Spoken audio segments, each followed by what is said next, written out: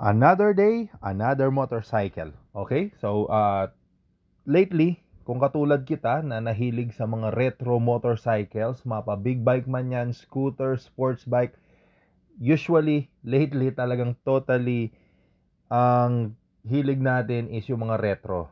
More likely, ang reason is, hindi siya agad naluluma. So, na-consider ko yung mga retro bike na yan dahil sa fashion natin. So, kahit na mag-upgrade na years come by, hindi naluluma yung itsura niya. So, hindi mo kailangan lagi magpalit. Hindi naman tayo lahat, di ba? May pambili na every year, nagpapalit ka ng motorcycle.